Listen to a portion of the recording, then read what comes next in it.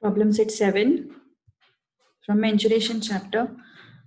So these are a few MCQs which we had taken in the last class. This was the different one. Cone was melted. See, I'm just explaining sixth one because this is recorded lecture. This is not live lecture. So question number 4 tak to sab easy tha. So this is sixth one, which I want to explain.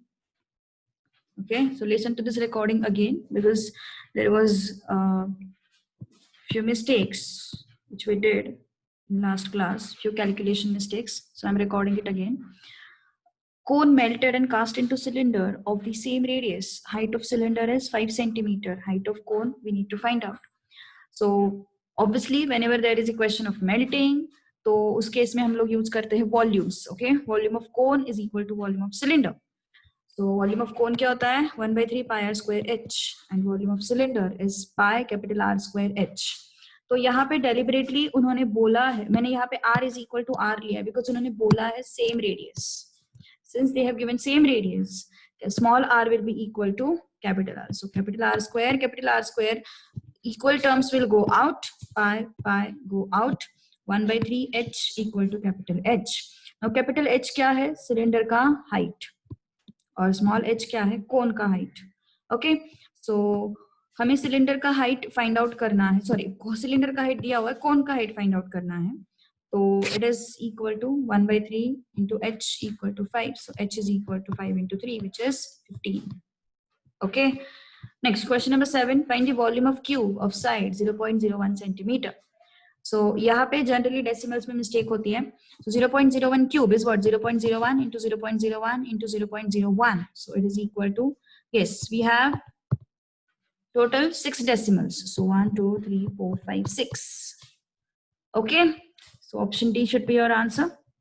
Again same thing, volume of cube he use करना है इस MCQ में भी. Okay, this is easy one. Now लेकिन हमारा length जो मिलेगा वो 1 मीटर है, हमें फाइंड आउट करना है सेंटीमीटर्स में. So 1 metre is equal to what 100 centimetres. Okay, so your answer should be in centimetres. So C is what 100 centimetre. Washing tub is in frustum shape. Washing tub is in frustum shape. It is given to you and they have given you that height of frustum is equal to 21 centimeter. I have taken it as h. Radius of top is r1, which is 20 centimeter. Radius of bottom is equal to r2, which is 15 centimeter. हमें ढूंढना है capacity of tub. भी capacity ढूंढना है tub का. Capacity is nothing but volume. कितना liquid उसमें बैठेगा, है ना, उसका उसमें material कितना बैठेगा, rather we should say.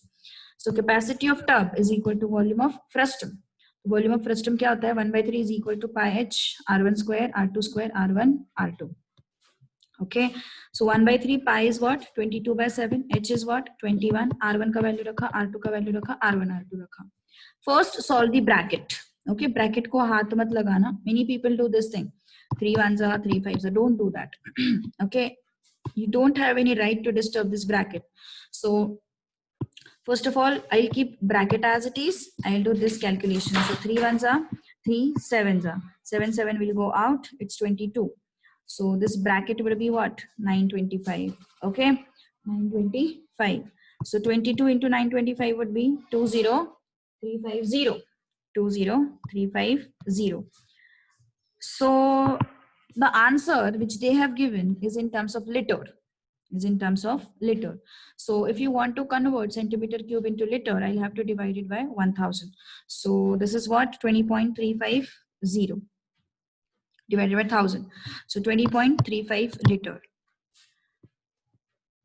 So this was just a review of last class because live lecture nahi hai, it is just a recorded lecture. So I'm just explaining the things which we did in last class. Some plastic balls of radius 1 centimeter were melted and cast into tube, and the thickness, length and outer radius of the tube were 2 centimeter, 90 centimeter and 3 centimeter respectively. How many balls were melted to make the tube? Again, this is the question of melting. So I have to equate the volumes. I don't know how many plastic balls are there. I don't know how many plastic balls are there. How many plastic balls are used for melting, हमें नहीं पता है. सो हमने क्या किया, सबसे पहले plastic ball spherical shape में है, यस, तो मैंने एक प्लास्टिक बॉल का वॉल्यूम निकाला. ओके, एक प्लास्टिक बॉल का volume is what 4/3 pi r cube. So 4/3 pi r is what 1 cube.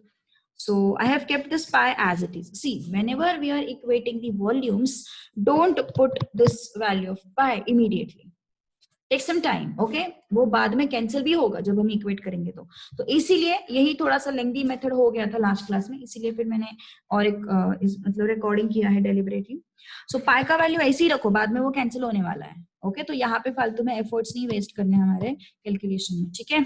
सो ये हो गया एक प्लास्टिक बॉल का वॉल्यूम. अब हम लोगों को फाइंड आउट करना है ट्यूब का वॉल्यूम. अभी ट्यूब जो है उन्होंने अलग फॉर्मेट में दिया है, thickness, length and outer radius.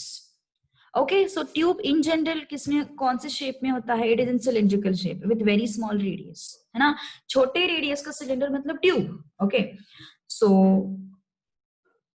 Tube is in cylindrical shape but it is having thickness. It is having thickness. That means वो पतला नहीं है. यहाँ पे कुछ तो मटेरियल है, यहाँ पे we are having this material we are having.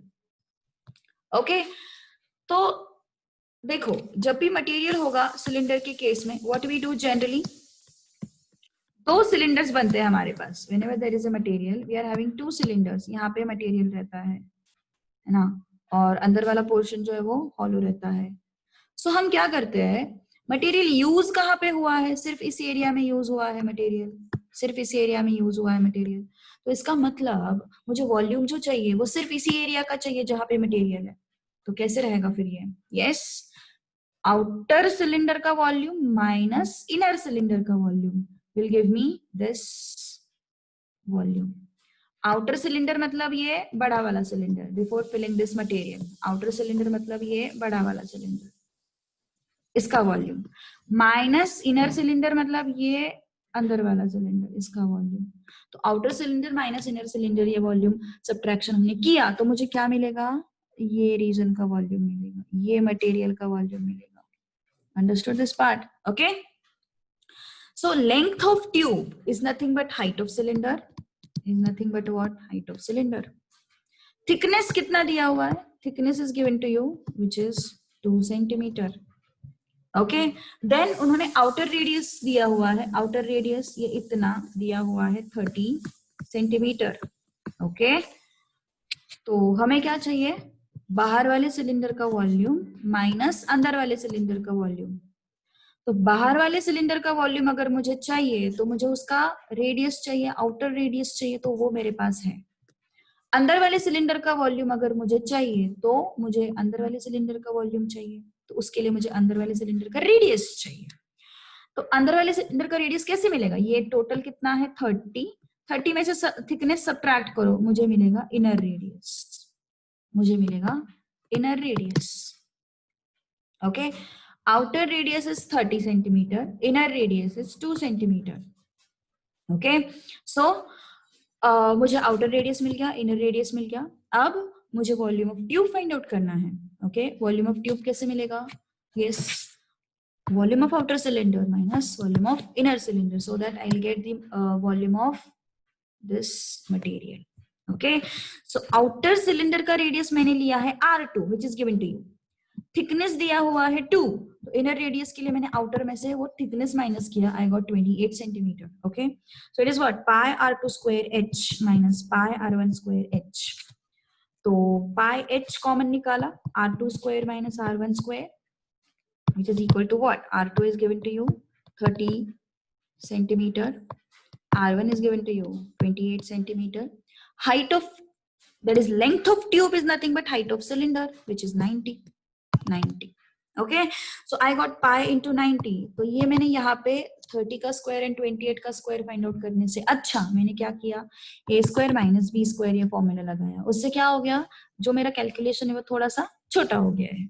Okay, so 30 plus 28, a square minus b square, it is a plus b, a minus b. Okay, so a minus b is 2, a plus b is 58, this is 90, this is pi. So I got this as pi into 10440. अब ये क्या है, मैंने काफी सारे spherical balls melt किए और ये ट्यूब बनाया, काफी सारे, मुझे नहीं पता कितने मेल्ट किए, है ना। तो मैंने वो प्लास्टिक बॉल्स को लिया n, सपोज मैंने n प्लास्टिक बॉल्स मेल्ट किए, ओके। तो एक प्लास्टिक बॉल का वॉल्यूम कितना है, एक प्लास्टिक बॉल का वॉल्यूम इतना है, तो n प्लास्टिक बॉल का वॉल्यूम कितना होगा, n into this number. Volume of tube कितना है, वॉल्यूम ऑफ ट्यूब इतना है। ये प्लास्टिक बॉल्स को मेल्ट करके मैंने ट्यूब बनाया ना, तो ये हो गया तुम्हारा ट्यूब का वॉल्यूम, ये हो गया तुम्हारा n प्लास्टिक बॉल्स का वॉल्यूम। तो मैंने बोला ना पाई पाई कट हो जाएगा, तो पाई को मत लिखो, पाई और पाई निकल गए, तो n इज इक्वल टू 3 यहाँ पे आएगा, डिवीजन में है, यहाँ पे मल्टीप्लाई हो जाएगा, 4 यहाँ पे डिवीजन में जाएगा, तो क्या हो जाएगा फिर, yes it would be 4 1s are 4 2s are 4 6 are, cancellations किए normal, I got n is equal to 7830। so कितने बॉल्स मेल्ट करने पड़ेंगे मुझे, 7830 बॉल्स मेल्ट करेंगे सो दैट मुझे क्या मिलेगा, ये पर्टिकुलर ट्यूब मिलेगा, कौन से डायमेंशंस का, ये डायमेंशंस का, understood. okay, so listen to this recording if you have any confusion in it।